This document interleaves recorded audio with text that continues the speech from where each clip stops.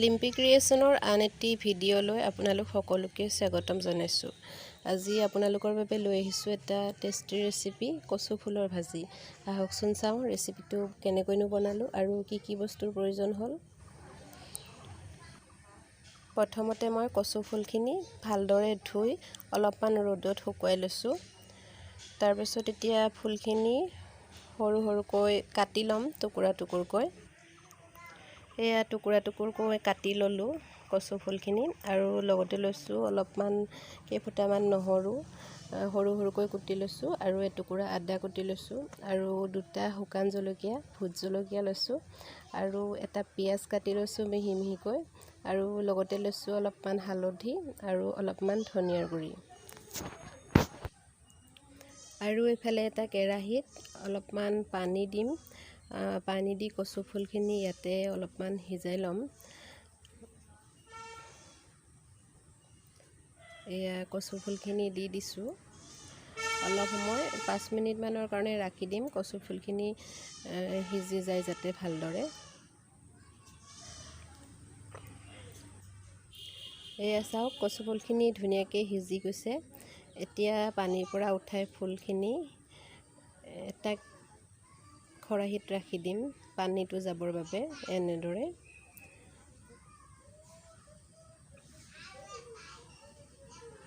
আৰু এইফালে কেৰাহীখন গৰম কৰি তাতে মিঠাতেল দিছোঁ প্ৰয়োজন অনুসৰি, আৰু মিঠাতেলত পিঁয়াজখিনি অলপ সময়ৰ কাৰণে ৰঙচুৱা হোৱাকৈ ভাজি ল'ম। এতিয়া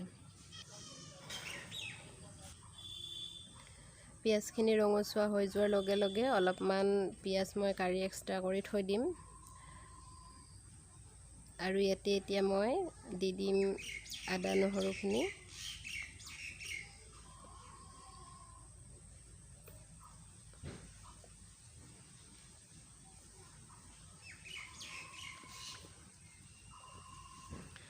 আদা নহৰুখিনি দি দিছোঁ, আৰু এতিয়া অলপমান সময়ৰ কাৰণে লৰাই লৰাই ভাজি ল'ম, অলপমান ৰঙচুৱা হোৱাকৈ ভাজি ল'ম।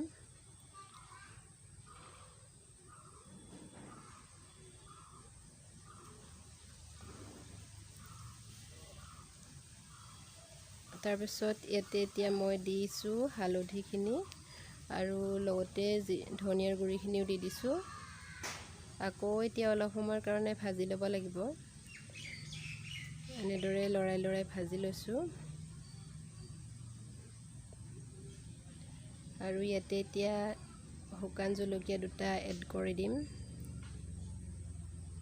আপোনালোকে ইচ্ছা কৰিলে কেঁচা জলকীয়াও দিব পাৰে, কোনো কথা নাই, দিলেই হ'ল।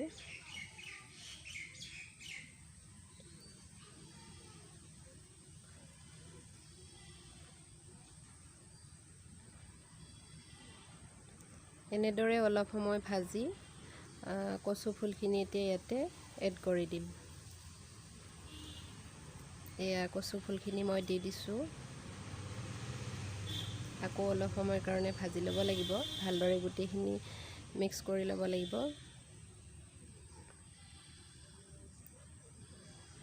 এতিয়া ইয়াতে দিম সোৱাদ অনুসৰি নিমখ।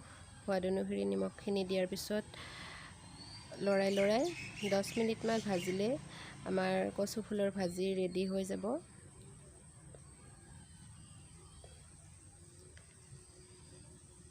এয়া প্ৰায় ৰেডি হৈ গৈছে। এতিয়া ইয়াতে দি দিম আগতে ভাজি থোৱা পিঁয়াজখিনি।